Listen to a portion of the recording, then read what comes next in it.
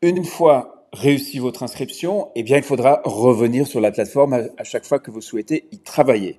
Donc, il est indispensable de bien vous souvenir de l'email, du courriel que vous avez utilisé lors de l'inscription. S'il y a une lettre qui manque ou un point de ponctuation qui n'est pas dans le courriel que vous utilisez, eh bien, ça ne marchera pas. Et c'est encore plus important pour votre mot de passe, pour vous souvenir exactement du mot de passe que vous avez utilisé.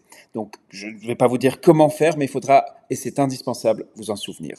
Toutefois, si vous oubliez le mot de passe, eh bien, vous voyez le petit lien là, forgot password, cela veut dire mot de passe oublié, vous permet de le récupérer. Alors, allons-y.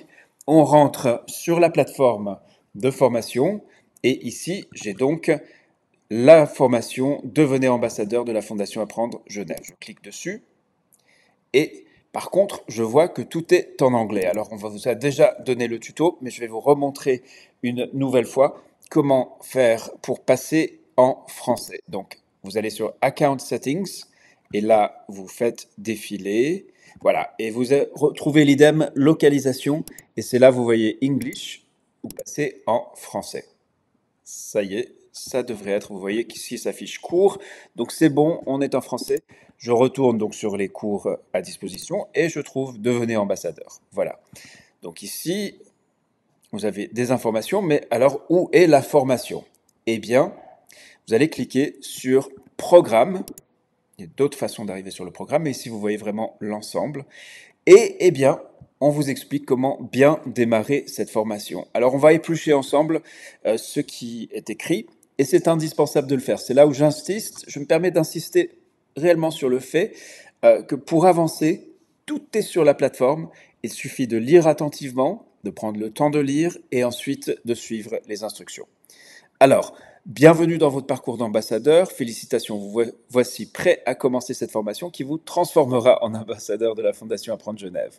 Alors, vous voyez ici, dans ce chapitre, donc bien démarrer cette formation, on voit vous apprendre comment configurer votre compte en français. En fait, je viens de vous montrer comment faire, mais c'est là où se trouvent les explications, on va dire, formelles. On va vous demander de vous présenter à la communauté en répondant à 4 questions simples et puis surtout découvrir donc le code de conduite.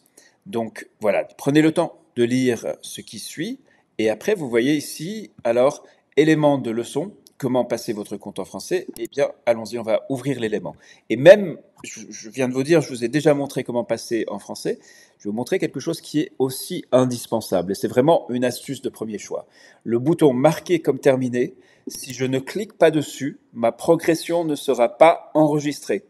Et donc l'équipe de la formation, l'équipe de la fondation, ne saura pas que j'ai consulté cette page. C'est pour cela que sur chaque page, c'est indispensable de cliquer sur ce bouton. Certaines pages, pour les activités, n'ont pas de bouton, mais alors là, il faudra réaliser et compléter l'activité à faire. Passons au suivant.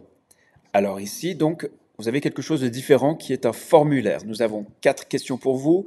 Nous recueillons ces informations de base pour vous mettre en relation avec des pairs, comprendre la diversité de notre communauté, veiller à ce que le contenu de la formation réponde aux besoins des différents professionnels et créer des groupes de revues par les pairs équilibré à tous les niveaux du système de santé. On va démarrer.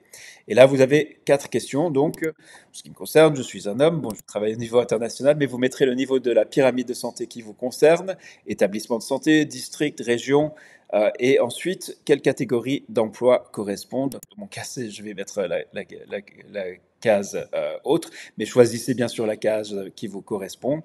À quel type d'organisation appartenez-vous? Eh bien, là aussi, moi, je mets autre, parce que la fondation, effectivement, est secteur privé. Alors ici, vous avez un bouton qui est toujours partiellement en anglais, qui vous demande en fait de confirmer, de valider vos réponses. Attention, vous ne pouvez pas les modifier après les avoir déposées. Donc là, je confirme. C'est fait. Et là, donc, vous voyez la petite notification Response Saved. Ça veut dire que vos réponses ont été enregistrées. Et là, je clique sur Retour pour revenir à la formation. Alors maintenant que j'ai complété le formulaire, le bouton qui s'affiche s'appelle Voir. Si je veux voir les réponses que j'ai déposées, je peux y accéder, toujours cliquer sur Retour après. Voilà donc pour la deuxième étape de bien démarrer cette formation. Passons à la troisième et dernière étape. Eh bien là, de nouveau, hein, je vous conseille vraiment de lire attentivement ce qui suit, puisqu'il s'agit du code de conduite. Donc ce sont les règles de participation. Et sachez que dans cette formation des ambassadeurs, eh bien malheureusement, ceux et celles qui ont répondu à l'appel pour représenter la fondation, les anciens, les apprenants de la fondation de votre pays, eh bien, certains ont déjà été exclus du fait de non-respect de ces règles. On a vu des choses assez hallucinantes d'ores et déjà. Je ne vais pas rentrer en matière, mais c'est important donc de comprendre qu'il y a que le non-respect de ces règles entraîne donc l'exclusion immédiate du programme d'apprentissage, le retrait de votre certification et l'annulation de tous vos certificats fondation antérieurs, l'interdiction de participer au futur programme de la fondation et la notification officielle à votre employeur. Donc les trois grands principes, je vous invite à lire la totalité du code de conduite, mais vraiment, vos travaux doivent être les vôtres. Si vous utilisez des sources externes, c'est très bien, il n'y a pas besoin de faire des copier-coller, mais alors vous devez citer vos sources, et puis voilà, vous devez vous abstenir de toute manipulation de vos résultats ou de ceux d'autrui, notamment dans le cadre de la revue par les pairs.